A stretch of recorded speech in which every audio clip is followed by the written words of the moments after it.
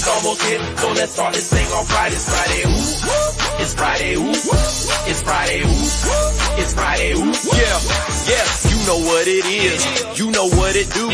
We rowdy cause it's Friday and this week is almost through. Raise a hallelujah, ain't no need for feeling blue. We made it, now we winning and we feeling brand new. Hands up to the ceiling, happy is the feeling. Go ahead, do your dance, left or right, it's like some healing. Ready for the weekend, it's a party on this day. Hey, working through the weekend, now it's almost time for play. Hey, lift your hands up to the sky.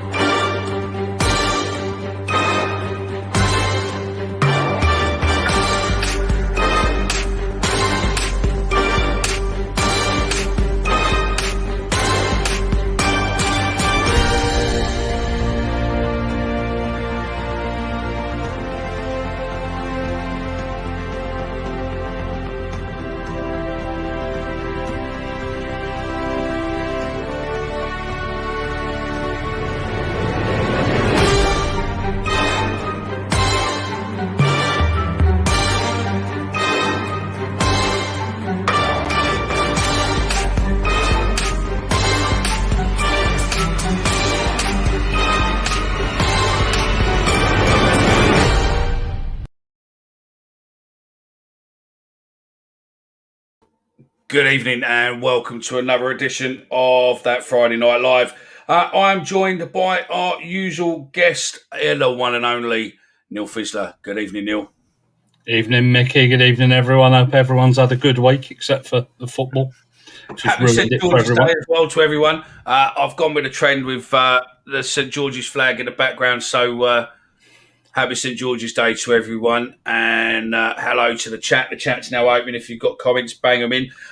We have got a guest we had on the last couple of weeks, the young sensation, which is got his own YouTube, and this week for something different, we are streaming on both our channel and the young Kai's channel. Say hello to your viewers as well then, Kai.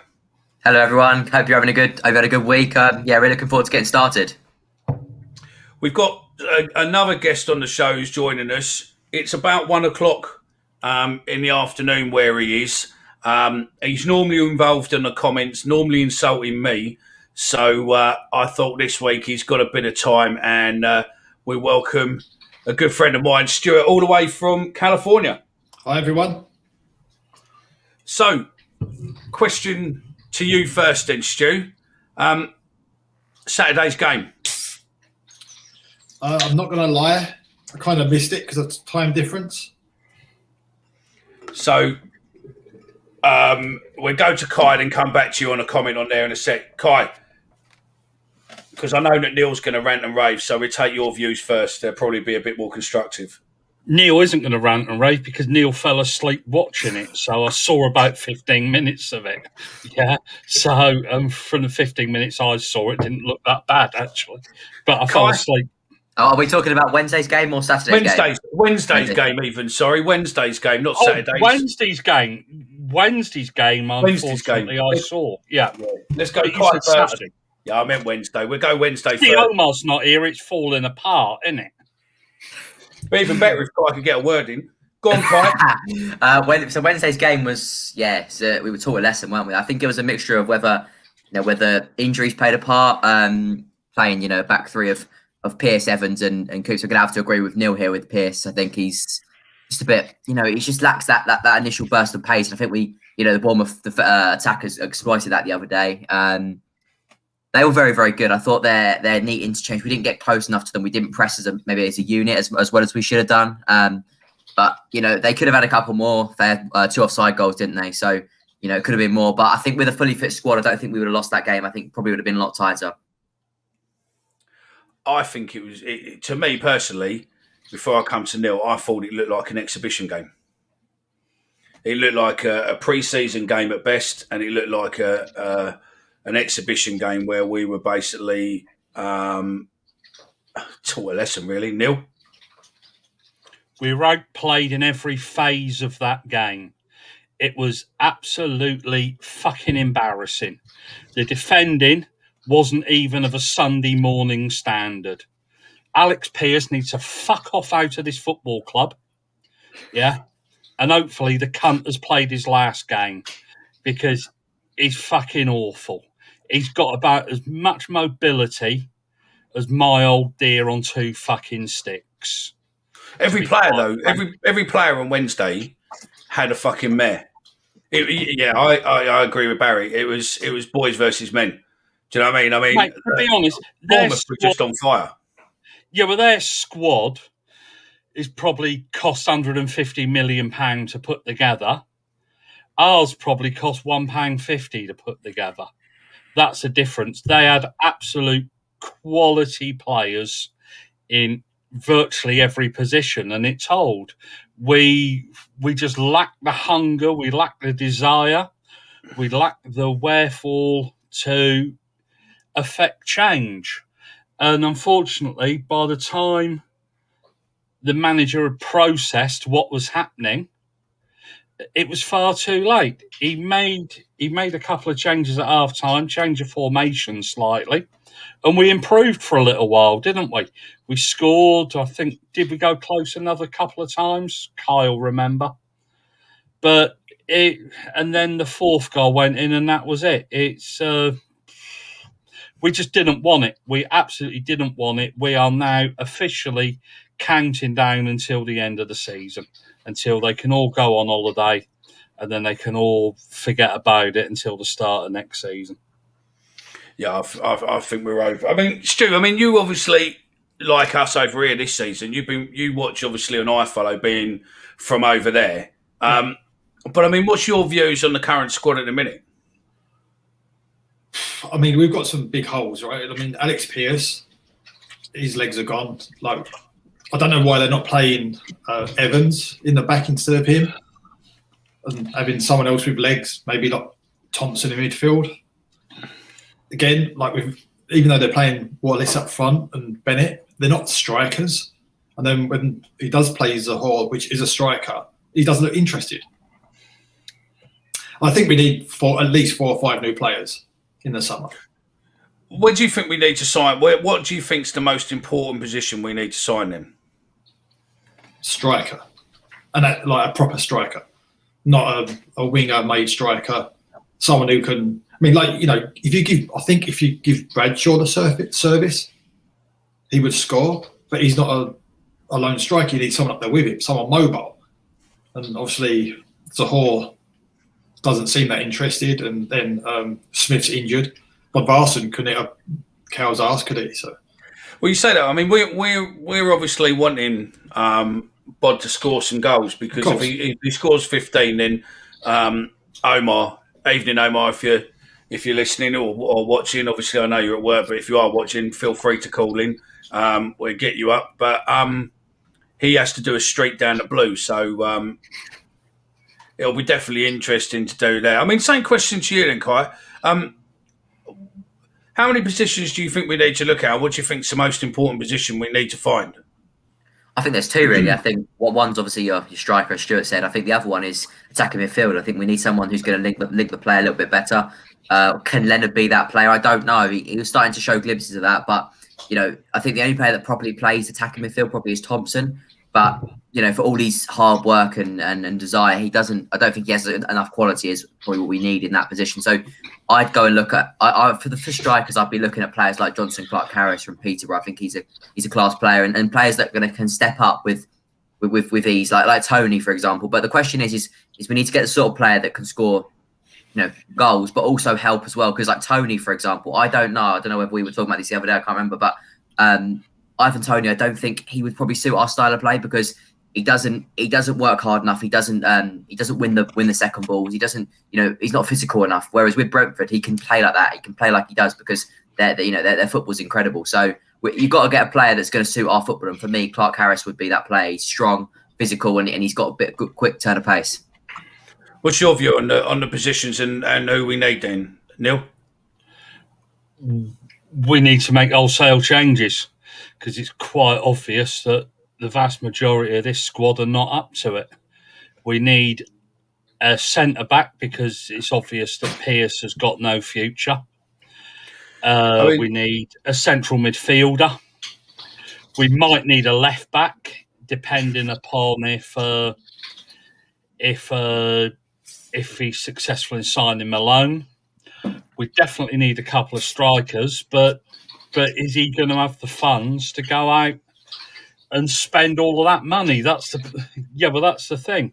I think if he doesn't, we're going to go mid-table again next year, and we're all going to be frustrated. We're going to be talking about the same things this time next year.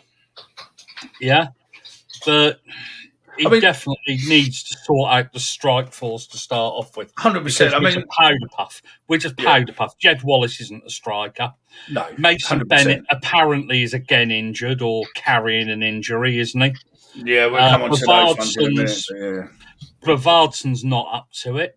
I mean, Barry's sitting there and says, Barry's sitting there and says, look, thank fuck for Bart. Yeah, Bart, I agree, Bart has been superb, but when he has a mare, he has a mare. I mean, a couple of those goals on Wednesday, I think personally he could have probably saved them.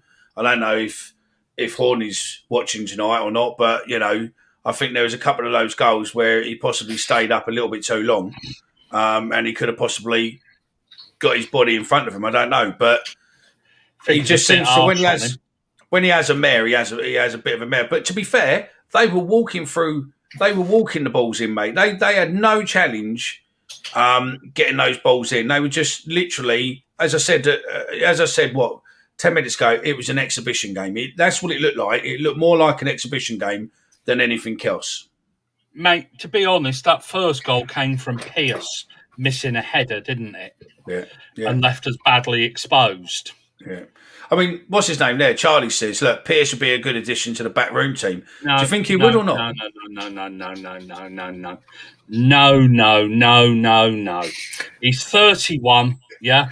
We need somebody with attacking experience, not another defender.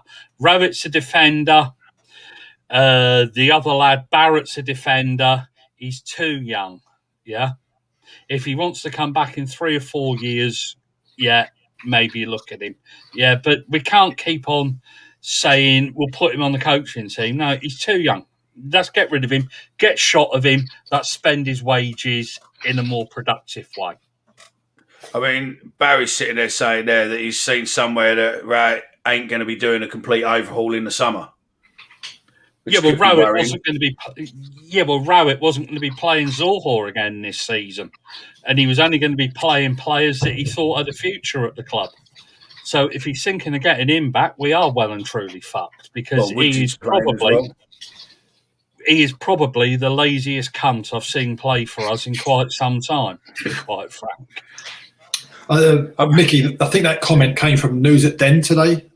That's right. Yeah, I got an email. An email came through saying about Rowett not going to do wholesale changes, but it feels like that's contradicting to the email that came out last week, saying that he wants to do a whole bunch of changes.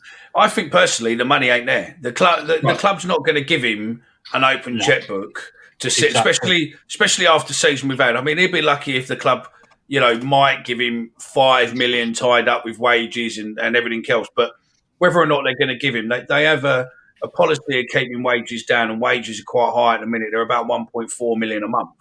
So, if you think they're going to be signing a £5-10 million striker, proven striker, then no. I think they might try and find a striker from non-league or lower down the leagues or something, and hope that they can make it a bit like Gregory or Morrison has done in the past. Or even, Harris to a degree in the past. But I think it's a gamble to make. You need, to be in the Championship, you need a 20-goal a season proven striker at least. You need 2 or 3 players that can score 20 goals a season. Mate, I thought I read the other week that he was saying that they were going to start looking abroad. Well, they have to. They start looking abroad for a striker, which we've spoken about. We're on the same page on this. Aren't we? Completely on the same page. But the thing that gets me is, right, you've got Rhino over in Australia. You've got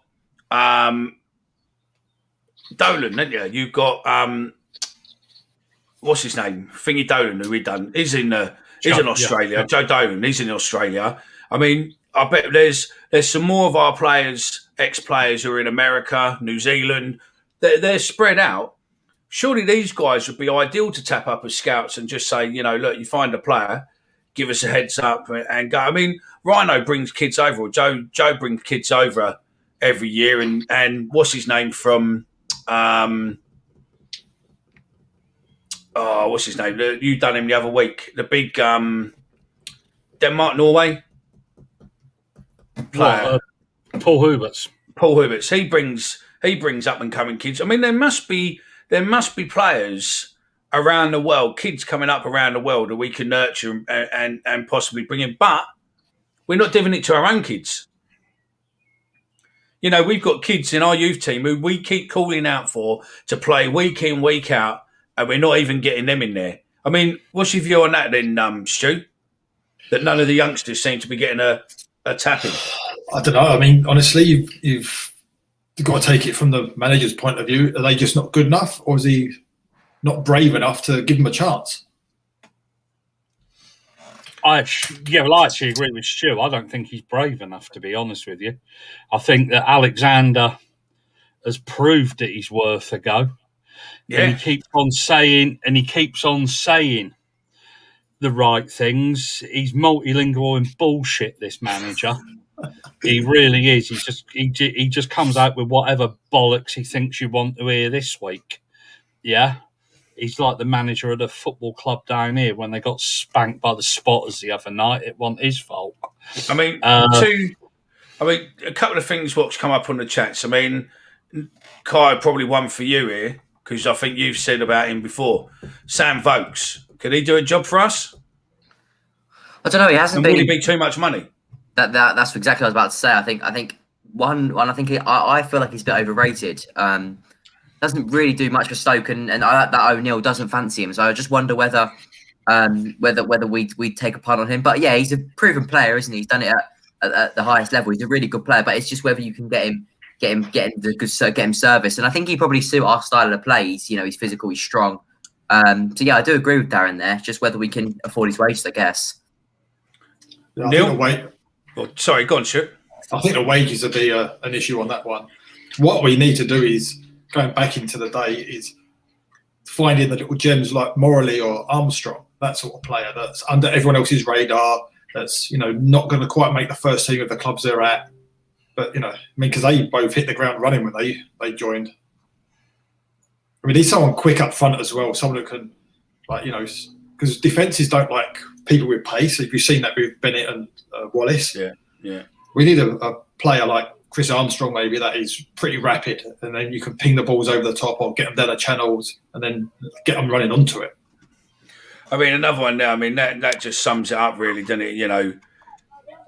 Why only no shots on goal in the first 45 minutes at home and only 2 in the next 45 minutes, which is really unacceptable. We should be having shots on goal, which again points to the front two. But I mean, going down to where we've got here, a question for you lot here is.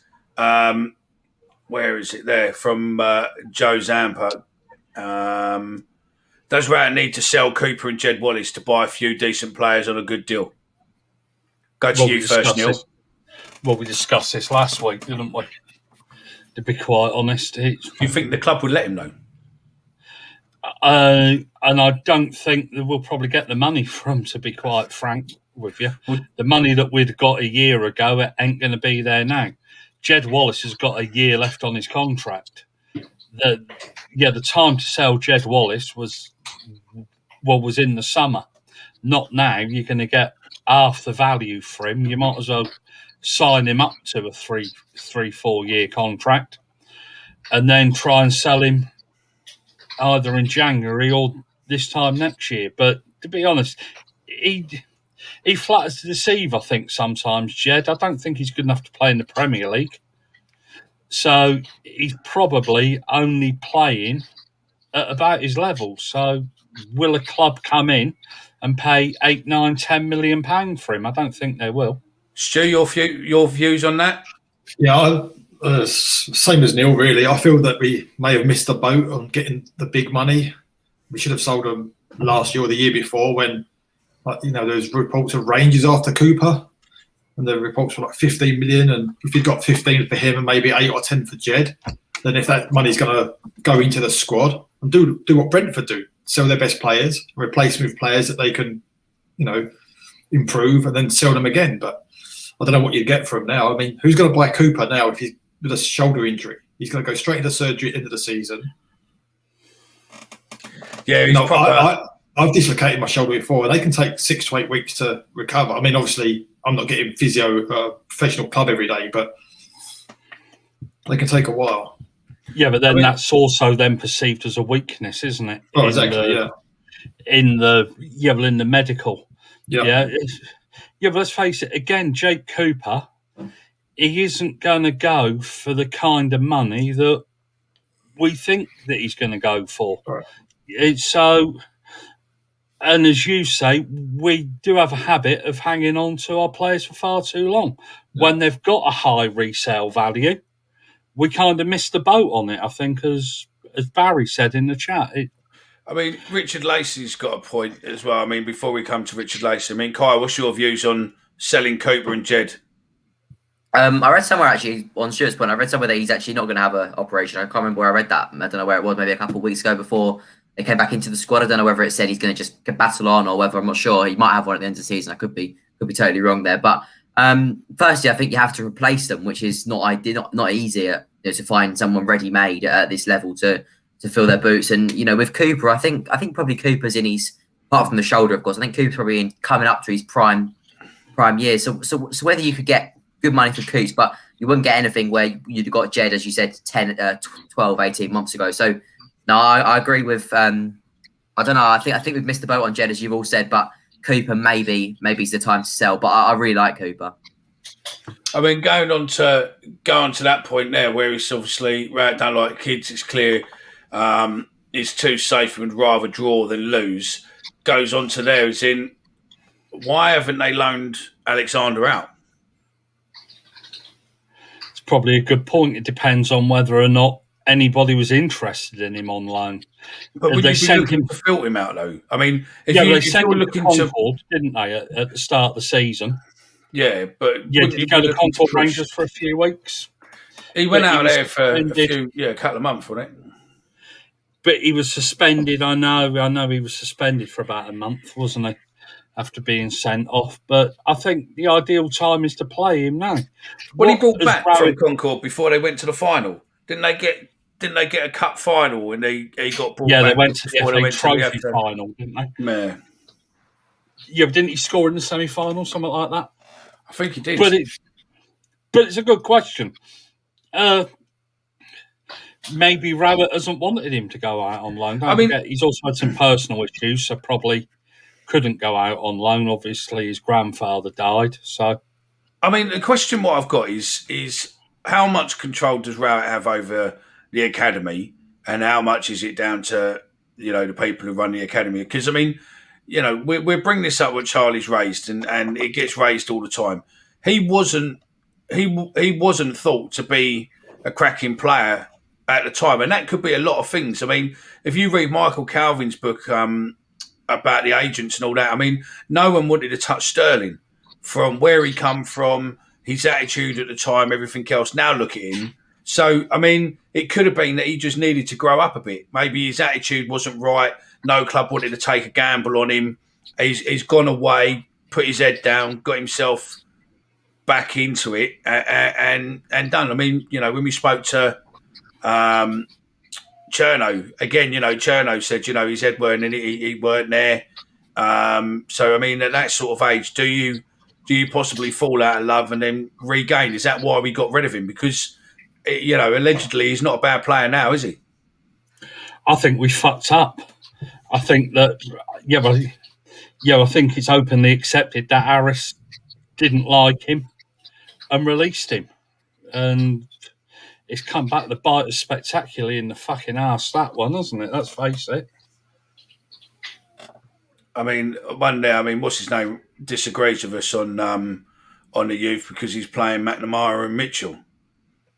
But are they looking at them more as future team players in the positions they're playing in? I mean, but they're more senior, aren't they? Yeah, but they're more senior, I think, than McNamara went out on loan, and I think he was forced to play Mitchell, wasn't he? Because everyone else was injured. And he'd integrated Mitchell last season. I think Kyle remember better than anyone else. He integrated him at various times last season, didn't he? So he's been in and around the squad. I like Richard Pearce's thing above, actually. No. You're above that one. I was going to say, that one there, we've scored 1 in our last 3. Can we not look at some attack-minded youngsters in the last games of the season now? Nana Boating, Abdul Malik, George Alexander, etc. Well, Abdul Malik can't even start for the reserves, can he? Yeah, Abdul Malik has only been making the bench, and maybe somebody will correct me on that. I think that's right now. I think that's right. With Nana Boateng, he looks a special talent. I watched him last year. I think it was when the under-18s made the Chelsea game in the semi-finals or something, or quarter-finals, whatever it was. He was a very, very good player. He's lightning quick, and I absolutely agree with Richard Pearce. I think that Abdul Malik and these players and Nana Boateng, they need to be given a chance, because some of these players, they come into the team. Look, I think Reading, for example. I think it's Holmes that plays right back. He never played professional football before with one of their players, and he came in this year. He's now sort of playing either right back or on the bench, but he's come in and he's given them so much depth in that position. So I do agree with Richard Pearce. Yeah, well, that might answer why they've not been involved. No, possibly. Yeah. I mean, I think there's a few possibly there, but I mean, it all comes down to that, though. Realistically, our scouting system is shite. Whether or not Alex was pushed, left, sacked, whatever, and the new guy come in, and hopefully, it's going to change. There's got to be fundamentals over the last so many years. What are issues? I mean, to be fair, the academy hasn't been going that many years. To be fair, I'm hearing that we've got some great young kids coming through, 7, 8, 9-year-olds. There's a few that watch us on here. Coming up, there are some really good youngsters. Speaking to some of the academy guys who look after that age group, allegedly we're doing that. But don't forget, Kenny Jackett shut the academy. So, the academy, because of money and everything else, got closed down to a degree. And then it's just literally being rebuilt. So, to me, we should be loaning these kids out, getting them loads and loads of practice, and then bedding them in the club. If we can't bed them in the club, we need to make sure that they're being shown to the world and then sold. If we're not going to use them, we should be selling them. Stu? Yeah, but this is where you said about the scouting system. You've got to remember that we also compete with the likes of Chelsea, Palace, Tottenham, Arsenal, Fulham, all bigger clubs. I think we're obviously not the most desirable club, but this is where if the managers were playing the youngsters and getting them out on the field and showing that there's a clear, quick path to the first team if you're good enough, that could make us more desirable. Yeah. But want players to come and say, look, we've got 8 youth team players in the first team or whatever it is. In 2 years, it could be you, rather than going to Chelsea or Man City or whoever and never be seen again. I agree with you. I think, especially if we had a decent scout. I mean, every player we've done an interview with recently, or Neil's done an interview with recently, they all turned around and spoke highly of Bob Pearson. Right. Right. And he was fundamental during, our prime time of getting some good youth and everything else in. He was fundamental in. He would go around and speak to the parents, tell them, how good Millwall is. Join Millwall. They're going to do this. They're going to do that. We do everything. Blah blah blah. And he was getting players left, right, centre, wasn't he? Yep. Neil, right? And he was getting players left, right, centre. Yeah, he was a very, very, very good talent spotter, Bob Pearson.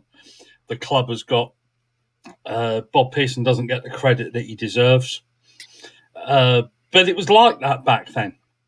Clubs produced their own players. Millwall needs to get back to that. And I partly actually agree, or in fact I fully agree, that if Millwall was seen as a club that plays youngsters and gives youngsters a chance, gives them a chance in the first team, we find it a lot easier to sign the better ones. In the first place. That's a good comment. I mean, Kyle, what do you take on that comment there? It's interesting, isn't it? I think with Bury, I think there's clearly some talent there, and he's so quick. When he gets on that ball, you can see he's got real good pace.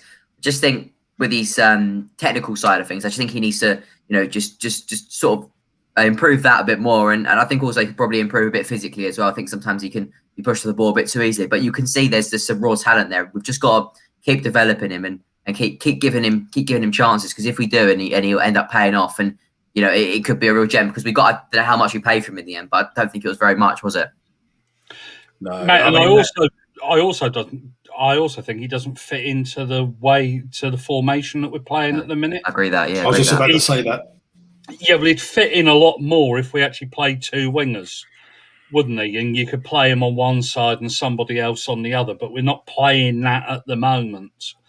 So that's probably why we're not playing him more. I mean, on that position, because all three of you then went, I agree with you. So, I mean, ideally, what position? We know what position Omar would want. To me, I just want him to fucking play a position and fucking score goals and win games. But start with you then, Stu. What positions do you think really, or what formations should we be playing? I mean, I don't know. That's a tough one, because 4-4-2 has always been traditional Millwall, right? But that feels like that's a dying breed of a formation nowadays. Teams are overloading the midfield with three. When we do it, it doesn't seem to make that much of a difference most of the time. And then we've got no outlet for the strikers. You play one up front with two wide, which works on FIFA. But when you've got Zahor up front, and then you've got Wallace that can't cross most of the time, and they're playing so far apart, they've got no one to link up with. The front person, whoever that may be. If you're going to play two wide, they need to be a bit closer. You can't have them playing wingers and expect them to get in the box at the same time. And then the three midfielders, sometimes we're playing three defensive midfielders, like Woods. I like him. I think he's being played out of position. He's got a great pass. We've got Clifton Bell now, which obviously can play that holding midfield role.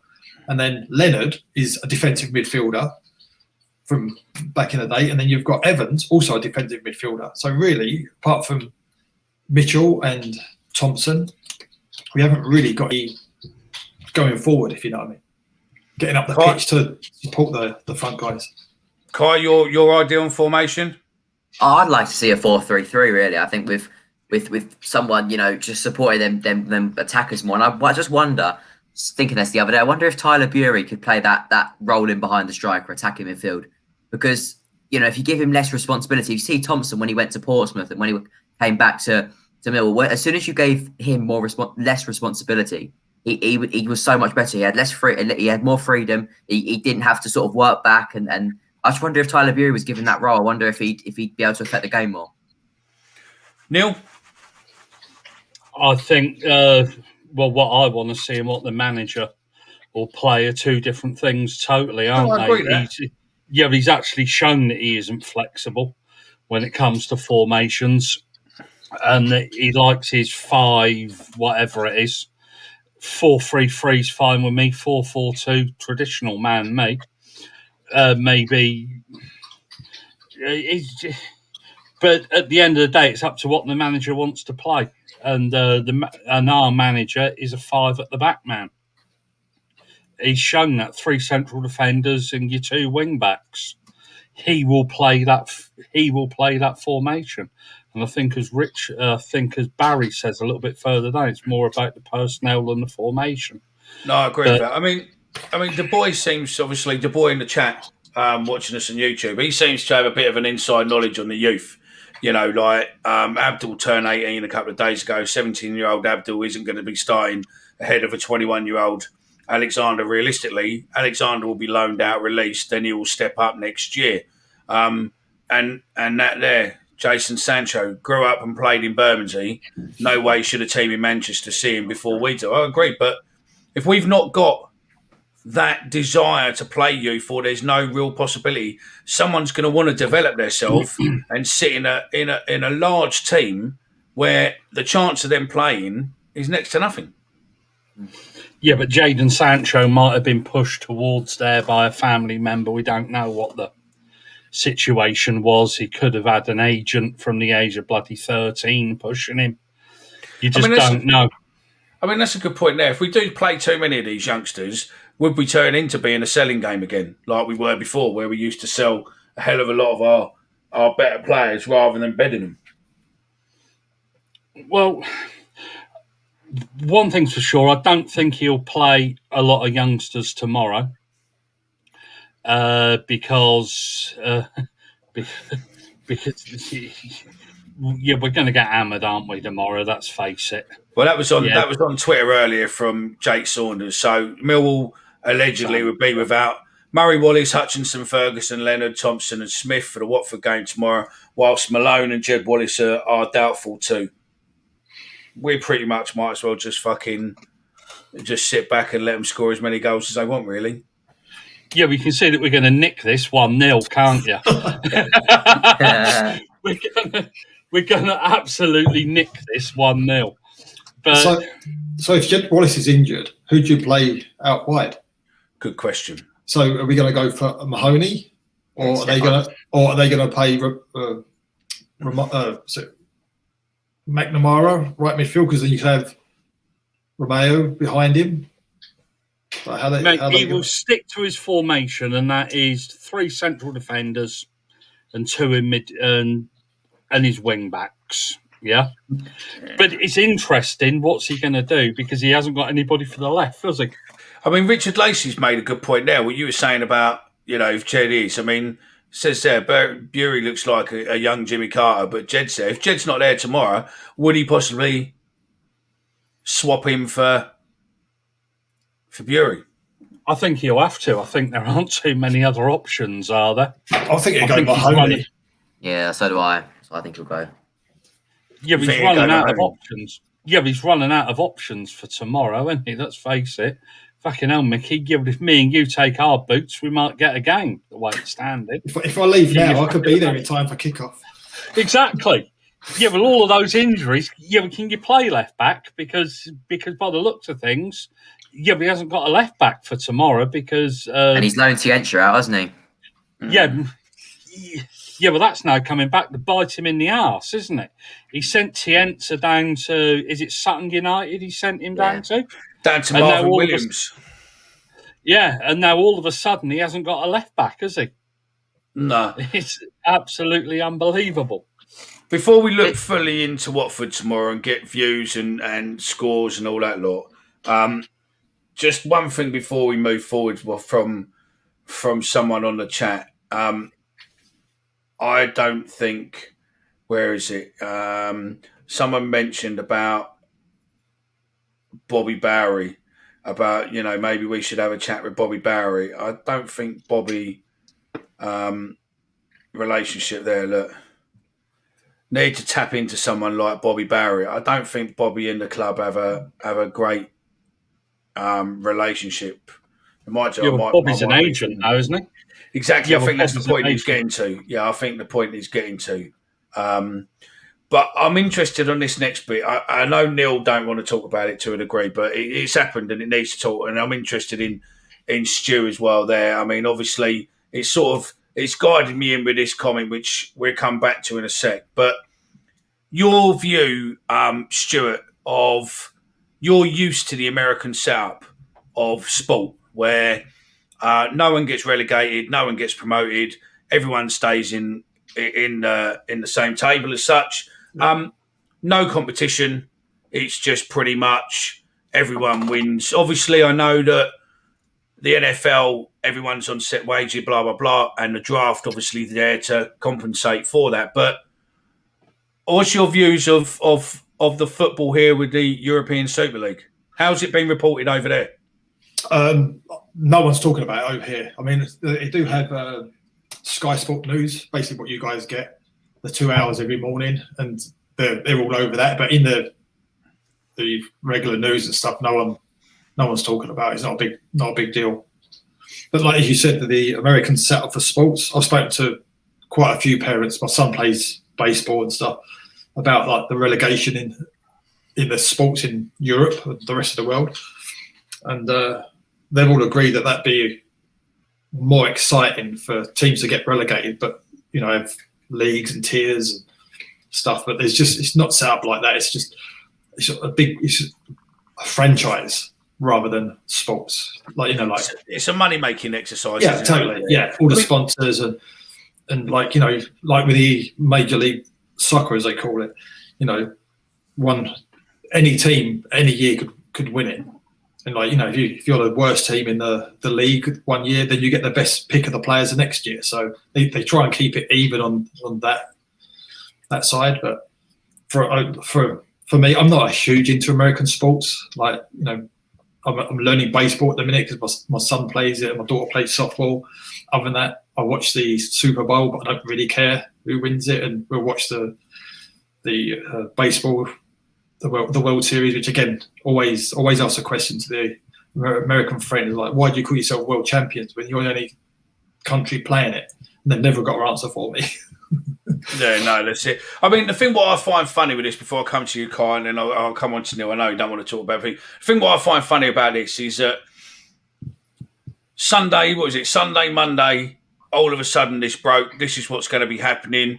And then we are now Friday, less than 4 days into when this broke. Everyone's pulled out. It's no longer going ahead. We've had apologies from a Liverpool chairman. We've had apologies from the Manchester United chairman. We've had, or the owner, Liverpool owner. We've had Manchester United chairman resigning from loads of different bits and pieces. We've had Arsenal make an apology. We've had the Arsenal owner come out today, say he's not selling Arsenal, basically piss off.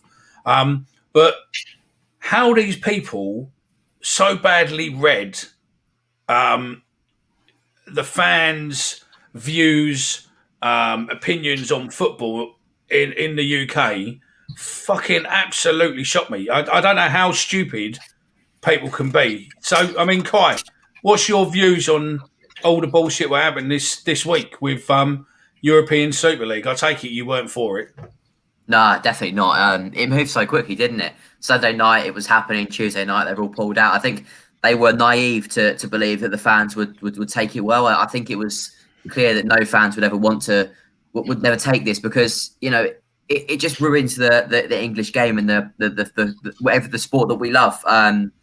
Firstly, with the Big Six, what they wanted to do. I was listening to Sky Sports earlier. They wanted to get the 300 million that they're going to get to go there, and then bring it back to the Premiership and still play next year, which is obviously going to massively divide the teams that are receiving the 300 million cash installments every year. And that's so unfair. It's going to massively create such a gap. And yeah, I just thought it was really bad what they were trying to do, but I was definitely pleased to see them all pull out eventually and to come to their senses.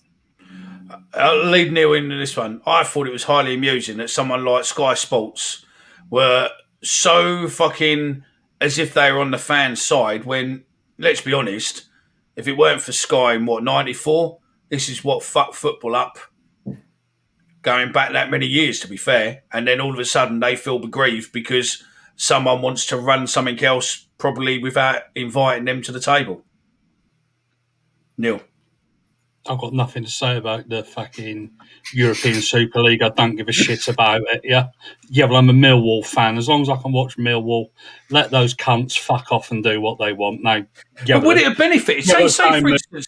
Yeah, no, let's move on. I don't want to talk about. No. Say for instance, the Super League took place, right?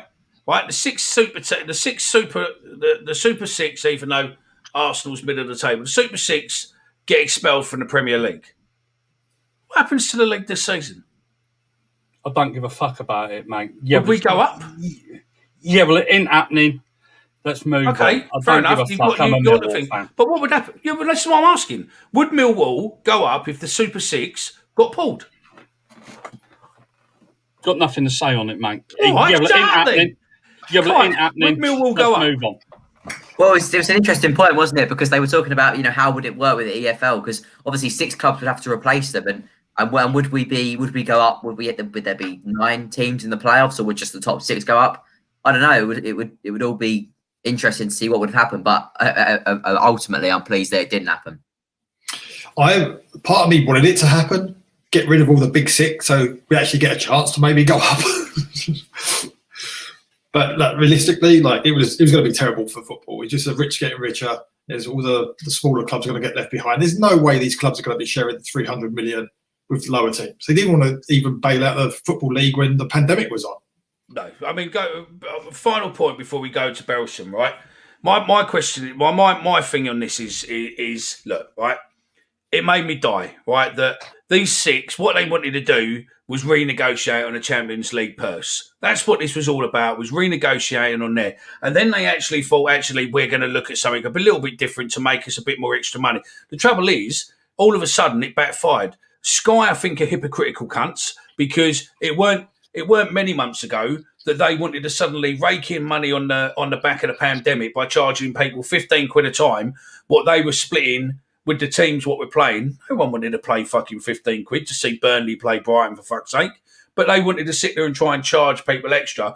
Now, all of a sudden, it's someone doing stuff without them. They're suddenly rounding on the likes of Jamie Redknapp, Carragher, fucking Neville, anyone they could get hold of to sit there and throw an opinion out.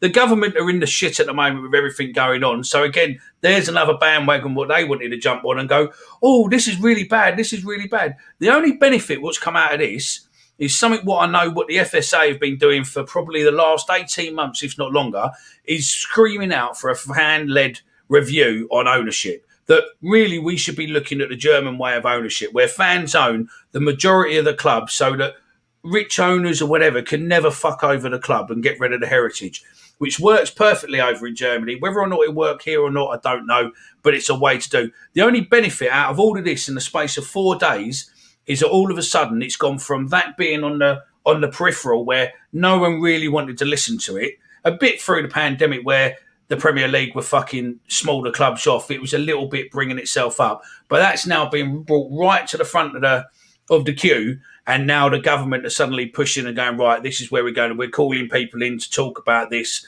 and everything else. That's the only benefit out of this. The rest of it, we knew that Sky was snidey cunts. We knew that BT Sports were snidey cunts. We knew that all these owners, the big owners, were all snides with it, mate. And that's it.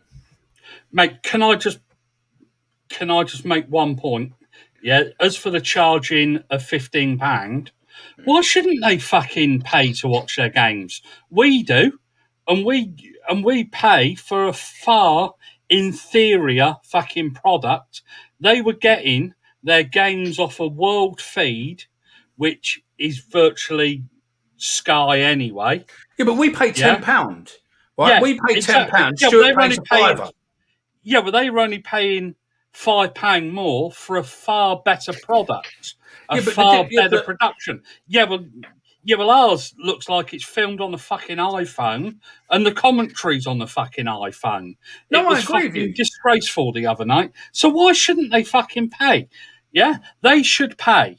Yeah, everybody thinks, oh yeah, the Premier League will fucking cry, and yeah, but those cunts, they ran campaigns so they didn't pay more than £20 at an away game. But they don't give a fuck that we're paying 45 at Ipswich to sit behind a fucking post. So this is what I'm saying to you. There is no thing. I follow. Before the pandemic, we were paying £10 to watch I Follow. Stuart pays a £5. Stuart I'll buy the season pass. Yeah, which is like $180. Yeah. So it's about £120, isn't it?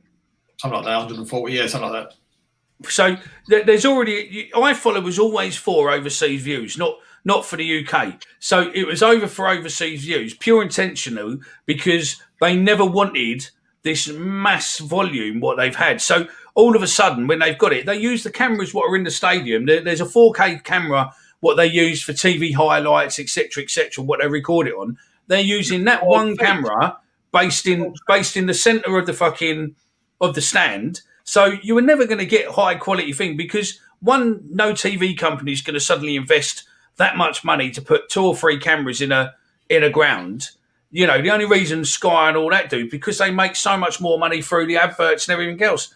I can't see iFollow be making that. No, well, it's all taken off the world feed. It's to do with the Premier League productions. They produce it because they sell. Yeah, well, Stuart can probably watch every Premier League game anyway, can't you, over there? I know you can in the Caribbean. Yeah, South African Super Sport show every game. Yeah, well, I'm not going to say that because I've actually got IPTV, so I know. Basically, a lot of the Premier League games over here, it was on NBC Sports, and now it's split off onto Amazon and Peacock, which is like you've got to subscribe for that. So there's not as many games on as it was like a year or two ago. That's for sure. So before we got into iFollow, the other thing what was there, what all of that started to is, are we lucky to have Berylson as our chairman? He's American, I know, but he's definitely not here for. He's definitely not here to put us into a Super League and rake money that way. But he's got to get his money back at some point. I think he's been good so far. He's invested £70 million in the club over 10, 11 years. So he's there. But will he ever give us that final big check to make a couple of big signings? That's the question. I think John's nice. I know John on a personal level, and I think he's a nice fella. Mate, I think John Berylson's been fantastic for this club, considering the cunt we had in before him. Yeah, who wanted a fucking turn real lines. Yeah, and that fucking moron that stood in the fucking middle of the pitch at that game with a microphone put on the fucking shirt and thought we were all going to fucking love him. Yeah. DeSavery, was that? DeSavery, wasn't it? And all of that lot. John Berylson has done a fantastic job for this football club. Yeah, quite what's in it for John Berylson, nobody knows. I suspect it's something to do with regeneration. And there's a ton of money to be made around that. But good luck to him. He's kept the club going when, quite frankly, some other chairman would probably have washed their fucking hands of us and walked away when things have gone a bit wonky at certain games. But John, I've got nothing but admiration for John Berylson. But is he going to give the manager that money that maybe would take us to the next level? I don't think so. That's the only thing I would say. I agree. I agree. I mean, Kai, what's your... I mean, to be fair, probably Berylson's the only you really know, isn't it? Definitely. I was just about to say that. I was going to say I don't know anything what's gone on. Well, my granddad sort of filled me in a little bit. But yeah, I think John Berylson, from what I've seen and what I've heard from other owners, he's fantastic. You know, he puts his, you know, he stands by this football club, and I think actually, if you watched an interview with him a couple of months ago in the actual first lockdown, he said that he came into it, he wasn't really sure what was going to happen. He wasn't sure, whether he's going to get attached to it. In fact, he said that he was attached. He's attached to us now. He loves the club, and you know what? Fair enough. You know, he's a really good chairman. He's only done good stuff for us. I absolutely agree with what Neil said. Sure. Yeah, what we need to remember was we had Mickey Purser in the 60s, who, if he didn't have enough stock for his car showroom on the Old Kent Road, used to sell a player so he could go down to car auctions. Yeah, so we're in no position to moan about John Berylson, are we? Stu? I think it's been great. I mean, what more could you ask for? My only real comment would be is if he does want to get some money back from the club, he needs to invest to get us in the Premier League. Not that I really want us in there, because for one season it'd be nice for the money. But like if he wants to recoup some of that money, maybe this is a year he needs to invest to push us on, like regardless of the regen.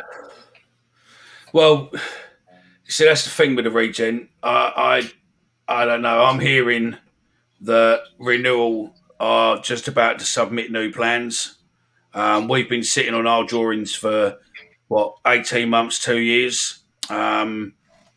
And have we actually submitted full planning permission yet? I don't think we have, which is a concern. But again, it's a lump of money. It's going to cost them probably best part of maybe £1-2 million to submit those plans and pre-planning and everything else. But what you don't want is to get back in the same position we were in before, where renewals submitting plans and using the old chestnut of going, well, look what we've done. They still haven't done nothing. And, that's the position what you definitely don't want to need to be done it. So, yeah.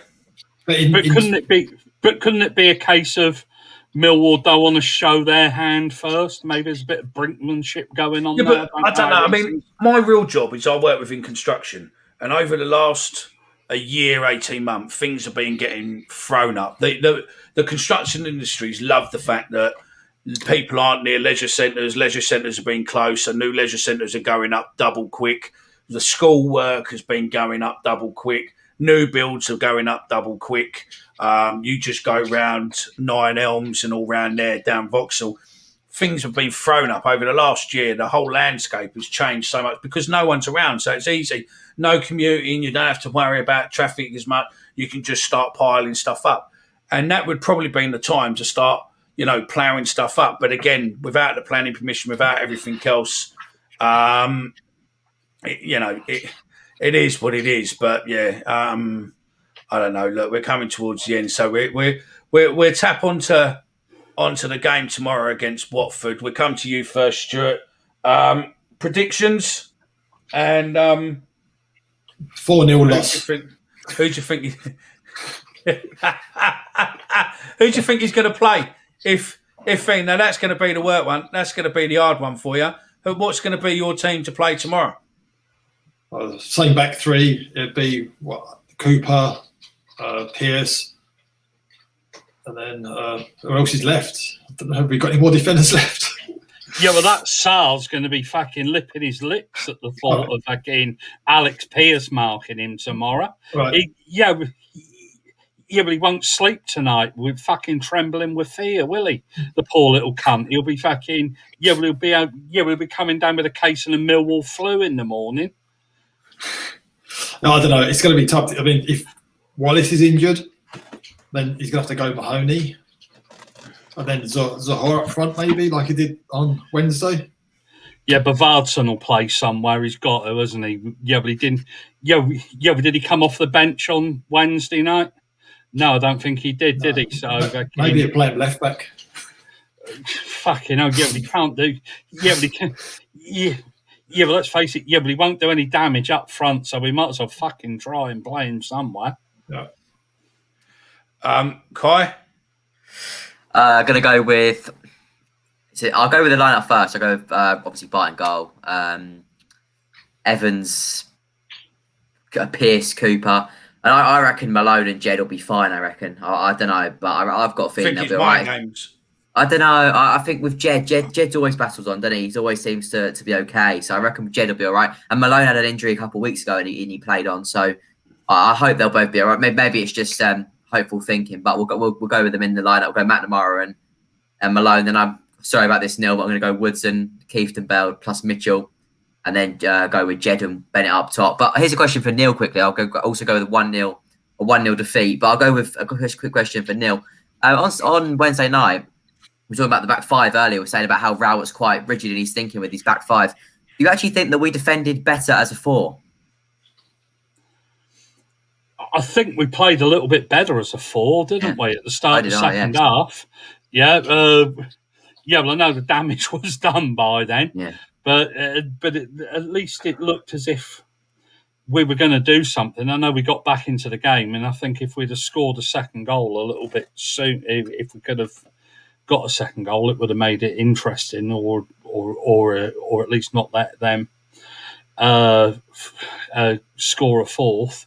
But yeah, no, I agree. I think that he's too slow to effect change. He should have. There's 3 or 4 times I think you agree this season, Kai, where he should have changed things and he's been too slow. I think Middlesbrough away was another one where we were getting absolutely arse raped. We were, weren't we? And he just didn't change. He just didn't change the formation until it was far, far too late. No, I agree. He seems to be very reluctant to admit he's wrong. But yeah, no, I actually agree with you. I think that when we yeah, well, I'd like to see us play with with a 4 at the back because well, let's face it, well, we're playing with 4 at the back even with Pearce in there, aren't we? Because he's got no pace. I can't see what he brings to the squad actually. No, I agree. So we're looking at a 4-0 loss tomorrow. I don't think it'll be a 4-0 loss, but I definitely think we're going to lose tomorrow. I don't think. Watford are a good team. Watford need the result, don't they? Because it's between they're fighting up the top end, don't they? So they need to stay up there. It'll be interesting to see because I remember doing a show beginning of the season where we wrote off all the ex-Prem sides and saying that they weren't going to do well this season because they come off a bad season last year.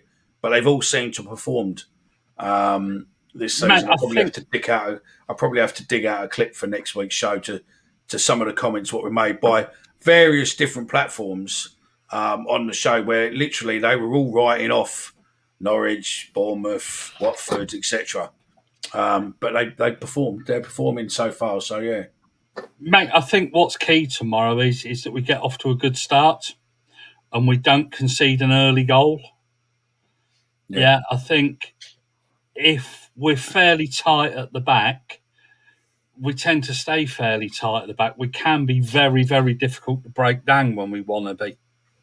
I wouldn't expect to see us be too ambitious in attack because I think he'll think that we could get caught on the break.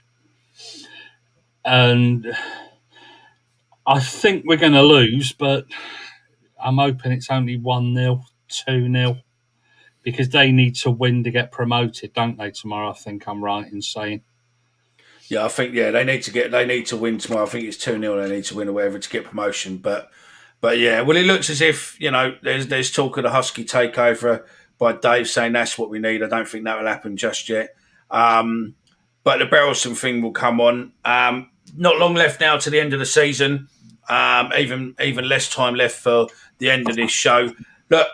I'd like to say thank you very much to Stuart for taking the time out of his afternoon. We'll have to get you back on it going forward.